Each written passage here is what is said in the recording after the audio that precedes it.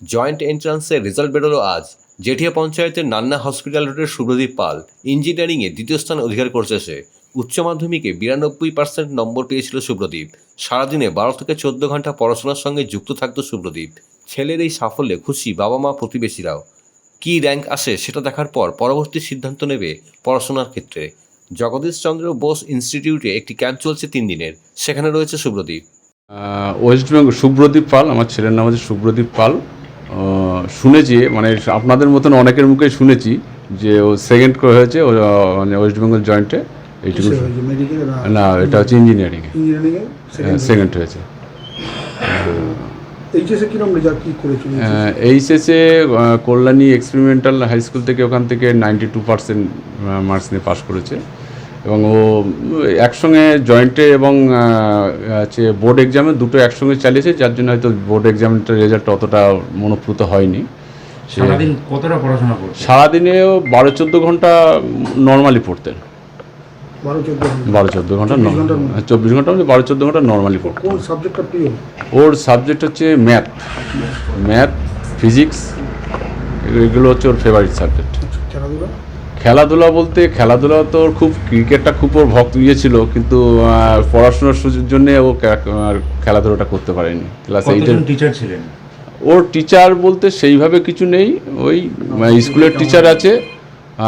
মাধ্যমিকের আগে কিছু ছিল টিচার, ম্যাথ, সায়েন্স গ্রুপে এরকম কতগুলো, ইংলিশের কয়েকটা টিচার ছিল, কিন্তু এইচএসের ইয়েতে ওই কয়েকটা কোচিং সেন্টারের সঙ্গে একটু ছিল বাস। সকল পড়াশোনা, ওকে আর আলাদা করে উৎসাহ জোগানোর কিছু ছিল, নিজেই ইন্টারেস্টেড, ও নিজেই স্বাবলম্বী। ছেলে এখন এই মুহূর্তে জগদীশচন্দ্র বোস সায়েন্স ইনস্টিটিউটে, ওখানে 3 দিনের একটা ক্যাম্পাসিংয়ে গিয়েছে। সেটা হচ্ছে আপনার নিয়ার রুবি হসপিটালের কাছে। বাবা হিসাবে আপনি কতটা খুশি? বাবা হিসাবে তো এরকম ছেলে এরকম একটা রেজাল্ট করবে, সেটা তো মানে একটা গর্বের ব্যাপার। খুশি তো অবশ্যই, এই খুশিটা অ্যাকচুয়ালি আমরা ভাষায় প্রকাশ করতে পারছি না। এটা আমাদের দুজনেরই বলতে গেলে। তো সবসময় তো আমি থাকতাম পাশে, হ্যাঁ, ও তো সার্ভিস সূত্রে বিভিন্ন জায়গায় থাকতো। আমার হাজব্যান্ড তো সার্ভিস সূত্রে বিভিন্ন জায়গায় থাকে, ছেলের পেছনে আমি সবসময় থাকতাম, এটাই। তো ওর পেছনে আমি সবসময় আর কি নিজের ইচ্ছে বলতে, হ্যাঁ, ও একটুখানি মানে খুব মানে কনসার্ন ছিল এই পড়াশোনার ব্যাপারে। জয়েন্টে সেকেন্ড পজিশনে এসছে, হ্যাঁ, ইঞ্জিনিয়ারিংয়ে। এখন কি করবে বলতে, এখন ওই অ্যাডভান্সের যে রেজাল্টটা আসবে, সেটা র্যাঙ্ক কি আসে সেই পর্যায়ে তারপরে সব ডিসিশন হবে। হ্যাঁ, একদম। ও মাঝে মধ্যে একটু ভেঙে পড়তো পরীক্ষা দিয়ে আসার পরে। আমি সবসময় জোর দিয়ে বলতাম কিচ্ছু হবে না, যা হবে হবে। হ্যাঁ, আমি সবসময় আর কি ওকে মনে জোর দিতাম, কিন্তু ও ভেঙে পড়তো। হ্যাঁ, আমার একটাই ছেলে। বাবার সঙ্গে আমার অনেক দিনকার পরিচয়, মানে ছেলের জন্মের আগের থেকে হয়তো পরিচয়। তা ছেলেকে আমি ছোটোর থেকেই চিনি। বাবা আমার সঙ্গে চাকরি করতেন, কি বেশ কিছুদিন একসাথে চাকরি করেছি। বাবার বদলি চাকরি, আমারও বদলি চাকরি। আমরা কল্যাণীতে একসাথে চাকরি করতাম, রেলেই।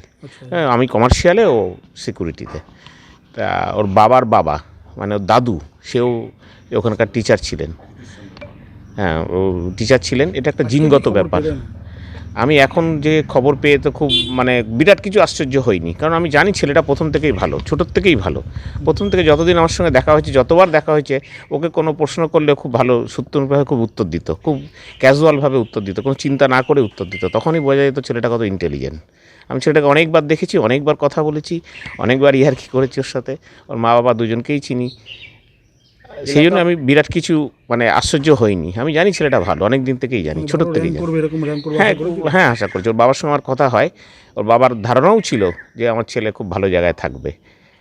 তাই খুব খুশি আমার এলাকাবাসী ওর জন্য। আমার এই জেঠিয়া অঞ্চল উপকৃত হলো এবং গর্ববোধ করলো, আমরা তাই মনে করি।